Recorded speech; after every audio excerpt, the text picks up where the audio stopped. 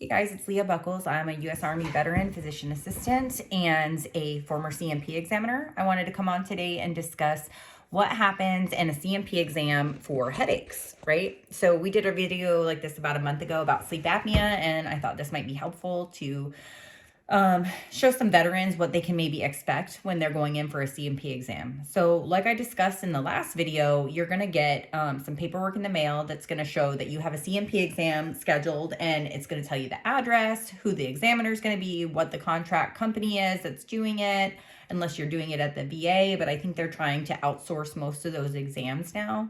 There are three main companies that are handling those. There may be more that are coming up, or maybe there's more that I don't know about, but there's three primary ones, right? So it's going to say that examiner's name, what their profession is, how long they've been an examiner, right? It should say all of those things. You can do some research on who your examiner is if you'd like to beforehand, and find out what their credentials are, or see if they have any reviews online. That may or may not help you. It might cause you more anxiety, might cause you less. I've seen some veterans in some of the Facebook boards that I'm in. They'll ask, has anyone ever had this examiner and what was your experience? I don't know how, how much there may be overlap where you can find somebody, but you can try to find out. So the day of your exam, you should show up, and they may have some paperwork for you to fill out. You may have gotten some paperwork in your packet in the mail as well that they asked you to fill out beforehand. Your examiner should have copies of your claims file, or whatever they're being asked to do. They should have the information, right? If it's an increase, they may not provide them a lot of information. They may just want a new DBQ done to see what your current level of disability is. It just depends on what question the VA is asking them, right? So for a headache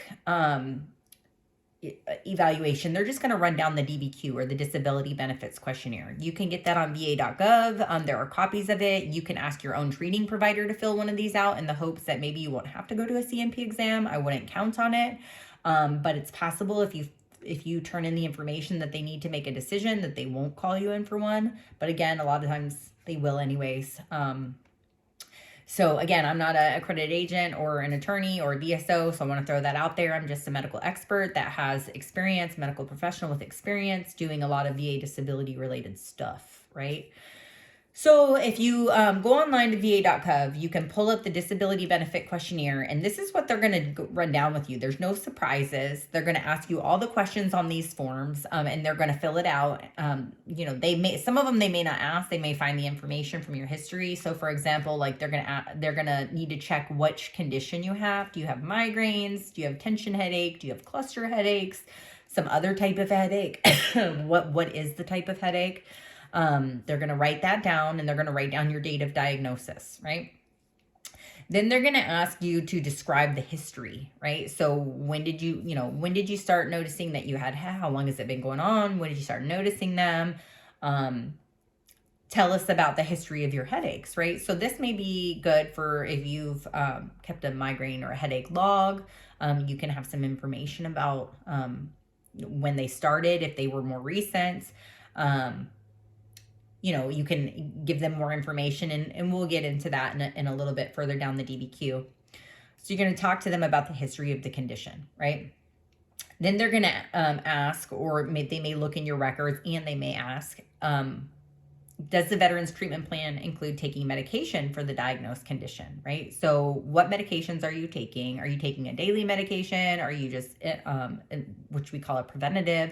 Are you taking an abortive medication? Sometimes people take like Imitrex, also called sumatriptan, or rizatriptan, which is Maxol, or whatever they have you on, right? Do you take anti-inflammatories, Tylenol? What do you take for your headaches, right? Are you taking some nausea medication when you have a migraine or a headache? You're going to just list those off, right? Then they're going to ask you, they're going to check. There's another block that is just a veteran experience headache pain, yes or no. So then they're going to either check constant head pain, pulsating or throbbing, pain localized to one or the other side, pain on both sides. Is it worse with physical activity? Then they're going to ask, do you have non-headache symptoms associated with your headaches, like nausea, vomiting, sensitivity to light, sensitivity to sound, changes in vision, sensory changes like pins and needles, right? Then they're going to ask you, what is the duration of your typical headache? So is it less than a day? Is it 1 to 2 days? Is it more than 2 days? And then it says other. I don't know what other would be. Indicate location of typical head pain. Is it on the right? Is it on the left? Is it both sides? Migraine, or, it could be on the back, right? Migraine. Then it's going to ask about prostrating attacks of headache pain. So what does that mean? Veterans ask that a lot. So is it debilitating? Does it require you to stop whatever it is you're doing and do something else? Do you have to go in a dark room? Do you have to lay down? Do you have to just completely stop what you're doing to try to get this headache to go away?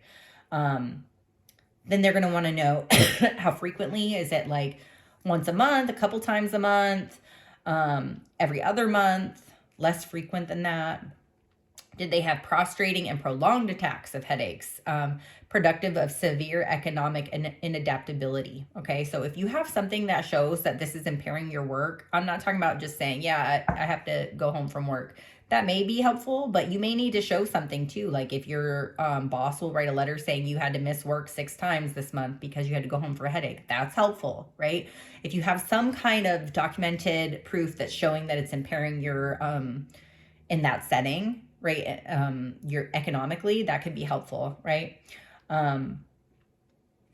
Then there's going to be a question about super random. Does a veteran have any other pertinent physical findings, complications, conditions, signs, or symptoms related to the condition listed in the diagnosis section? Then there's always a question about scars. Do you have, are there any scars related to the condition? Perhaps you had a TBI and you have a scar related to that. And that's what's causing you headaches as well. It's all connected. Then there's a comments section. Then it asks if there's any other significant diagnostic tests. So have you had an MRI, CT scan, stuff like that? If they have that information, they're going to put it in that block. Does it impact your ability to work? If so, how? So they're going to have to explain, you're going to have to explain how it impacts your ability to work. If you're unemployable, that's a whole nother ballpark. But if it just impacts your ability to work sometimes, you're going to want to let them know. Again, we talked about some of those things, work notes, pay stubs that show you're missing work, whatever, doctor's notes, because you missed work that day. There's a remarks section, and then they sign it, right? And then they're going to provide a medical opinion, possibly, depending on what it's for. If it's for an increase, they're probably not going to provide a medical opinion because you're already service connected. They're just going to fill this DBQ out so they can talk about your current severity.